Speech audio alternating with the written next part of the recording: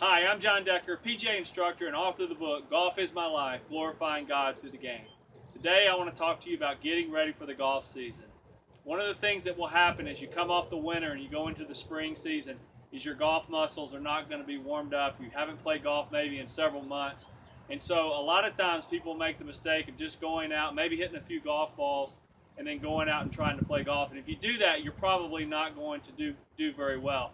One of the best ways to keep your golf muscles flexible, and this is something that you would really ideally like to do throughout the entire winter, is you want to work on different exercises. And I've got 3 that I want to cover today.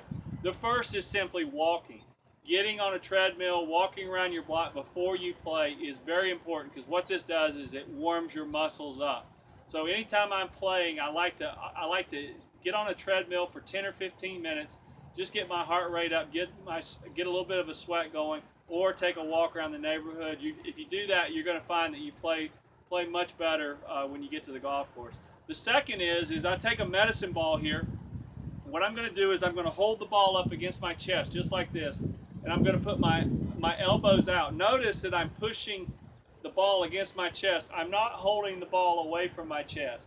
And the idea here is I'm going to lift my knees straight up like this. As I lift my left knee, I'm going to turn to the right. As I lift my right, I'm going to turn to the left.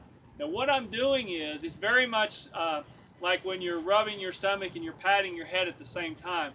You're creating a motion where you're getting your upper body to go one way as your lower body resists.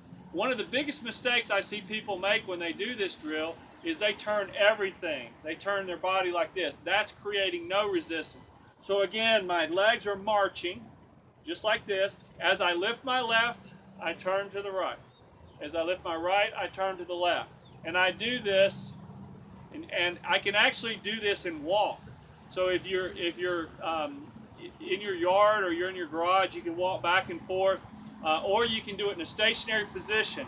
Notice my head is perfectly still. I'm not turning my head. So my head and legs are going straight, are pointing towards the camera. My upper body is turning. Working on this is a great way to get your core flexibility developed and strengthened. And doing this before you go play golf is a great way. There's a lot of Major League Baseball pitchers who will do this, because when you're pitching, your legs going up as your upper body goes back. It's the same thing in the golf swing. My lower body is resisting as my upper body goes back. The ball drill is a great way to warm up. It's a great way to build strength and flexibility. And the third is probably my favorite, the orange whip. This is very popular. A lot of tour players use this, and basically it's a golf club with a whippy shaft and a weighted orange ball at the end. This is the driver length. They also make an iron length. I'm going to take my normal setup. I'm going to swing it back and through, just like this. Great way to keep your golf muscles limber. You can swing it indoors.